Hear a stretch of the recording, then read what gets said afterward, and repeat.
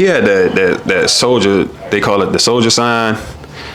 What's that? The cross. Yeah. Upside down cross. I believe. Cross. Yeah. Is that something that he started with his label or whatever the case is? Like, is that a sign that he started and everybody kind of? He nicknamed it that. It came about. I went to jail. I had went to jail for some shit. He thought, and a few people thought I was in jail for some other shit, right? But when I went to jail, dude on my project, Big Bo, Henry King, he was the tear up on the tip. He doing tattoos, he doing everything or whatever. So when I got on the tip, I'm telling him like what's going on in the project and and all this type of shit. And I just asked, I'm like, man, I want a tattoo. Cause at the time before I had went to jail, we were playing the rosary beads. We were like rocking the rosary beads and shit. And so I told him, put the cross on I was the first one with the. Oh, you got it right there? Yeah, it's fading away. I've been had it so long, it's fading away now. Oh, let me try to zoom in. Hold on real quick. Let me see. Up, man. I can't even get it. Okay. Yeah, it's fading away. I've been had it so long. So you got the quote unquote Soulja sign right now, right there. I see it now that you say something. Yeah. Okay, yeah. My bad. Go ahead. So he stuck it on my head. I stayed in jail like probably 30 days. When I get out of jail, I walk from the jailhouse to the project. I'm walking up Willow Street. When I come up 6, I see Slim sitting on his old porch or whatever. And when he saw me, he jumped up and he said, "Bitch, you out, bitch." He said, "Man, bitch, you beat that shit?" Like that fast with it. He didn't know what I was in jail for. So he like, "Man, you beat that shit already?" I go up to him, I dab him, whatever, he saw the cross. First thing he just instantly, he said, "That's a Soulja sign," So basically, the cross That's hard, though. That's hard.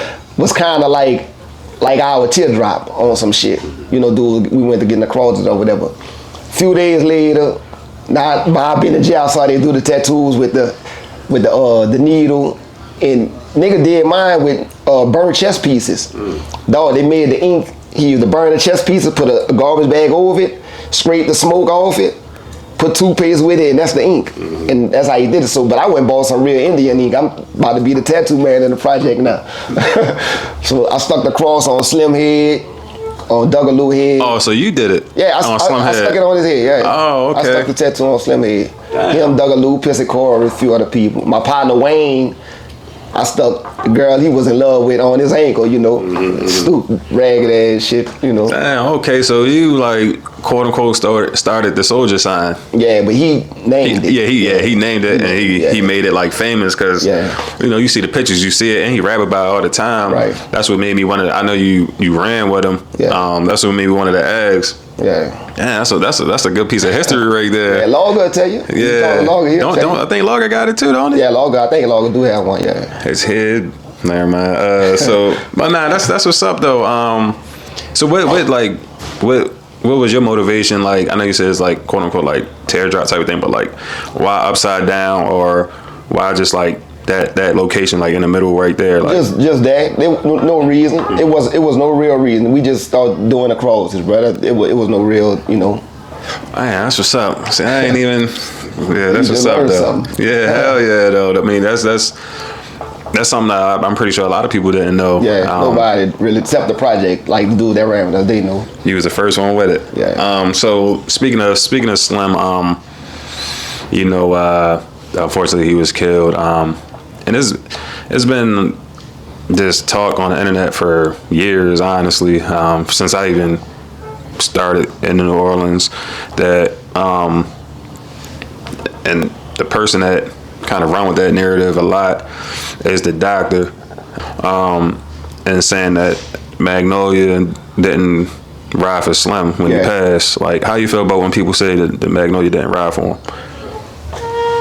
First of all, let me say I like the doctor. He said some shit I don't like, but the thing I respect about dude, and I ain't gonna stay on him long, he speak his mind, bro, and he stand on it. And so, even when he wrong, if I feel like he wrong, and I know, I see his page, he don't be tripping about when people don't agree with him in the comments. Some dudes, if you don't agree with me, they go to block you and all that shit. But anyway, far as that, in a way, I feel like he right. I wasn't on the streets. and I'm gonna say why I feel like he right. I feel like I know dudes that rode that was, you know, I was hunting or whatever, but I just feel like enough noise wasn't made behind Slim. You know what I'm saying? And I wasn't on the street. I don't know everything that was going on. I like I said, I know a few people that was actively hunting or whatever. But like I said, I feel like enough noise wasn't made like this Slim. I feel like, you know, like some shit's supposed to get set on fire, you know, that type of shit or whatever. But I can say this, and like I said, I wasn't even much on the street. I know one person that if they was on the street when that happened, I know that they rode without me even talking to them about it, and that's Chill. I know for a fact, if Chill was home, I know Chill was hunting. I know without a doubt, like I said, I never talked to him about that shit. I know how Chill felt behind Slim. Slim was like Chill, little brother.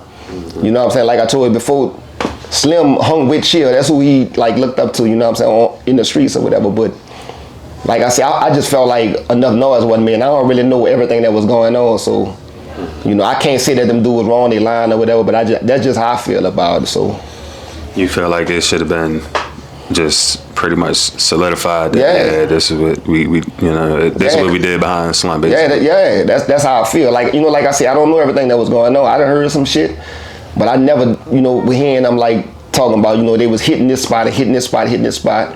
I know they say Stupid cut up, Stupid, Man, and a few other dudes. They said it was, but I felt like enough noise wasn't being made or whatever. Well, Stupid out the Magnolia though, ain't he? Yeah, they say he was cutting up. Yeah.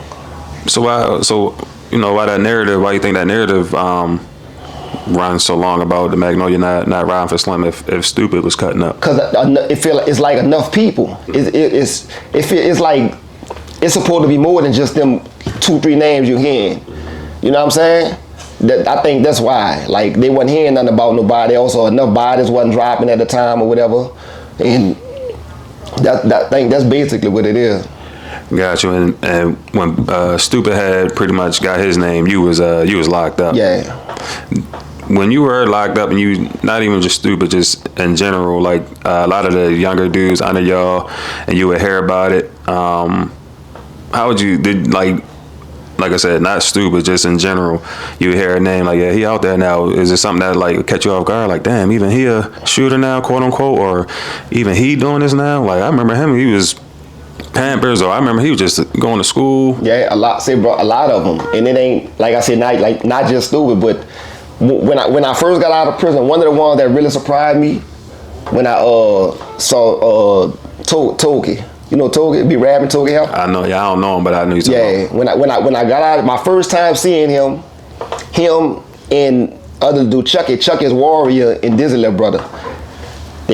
Toki came up to me. I saw Toki first. He came up to me, he gave me dap and shit. We talked, and that nigga told me, he said, man, Skid, if you need me to handle anything, you know, yeah, he fucked me up, like, and I'm looking at him, you know, so I'm listening to you talking, but you know, I understand, because I know when we came out the porch, you know, the same way, but when I had to go ask other dudes, you know, like my age, and I'm like, man, Toki, you know, living like, and so they went to tell me, hey, him, all the little party, like, man, you know, they running shit right now. I'm like, oh, all right, but. So that caught you off guard, because when you left, he was probably. He was a little boy. I used to have him riding on a motorbike with me on the back. You know what I'm saying? That was I had a few times I had him and all the little party roll around in my car. All the windows down with the music loud, like 5, 6 little boys, you know. Yeah, that was my little partner.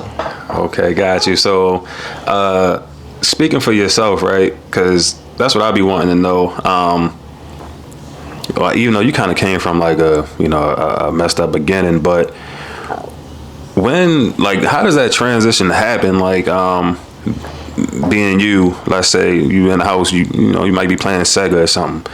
The next thing you know, you toting guns. Like, how does that, like, is this something like an experience that happened that kind of turned you that way? You might see a dead body, you might see a shootout, or that's just kind of like the company that you kept, that y'all just grew up in, or that's all y'all knew, like the people y'all looked up to, so y'all was just kind of like next in line, or, you know what I'm saying? I just be trying to think, like, you know, 1 minute we playing Sega, we playing throwback tackle, next minute we putting on hoodies and like what be happening? Like, see, bro, I think for me, really, I had a fucked up beginning, like you said, but when one of my partners got killed, dude named Sabah, but that was my first part. I think we were like 12, 13 years old, bro. And when that happened with him, I can remember us saying like, man, we gonna get them. We ain't had no gun or nothing at the time. Like we ain't know who did it or none of that shit. But that, and when I drifted to the other side of the project, that's when that shift started to come. I'm hanging around a different type of dude, because say, bro, it's really a difference in the old side and the new side of the project. Like I said, the old side was more laid back. If I'd have stayed on that side, I'd probably just been just hustling, and probably that would have been it. But like I said, once I drifted over there and I got around all these dudes my age and they're already active, and it's like you kind of get into their shit. You know what I'm saying?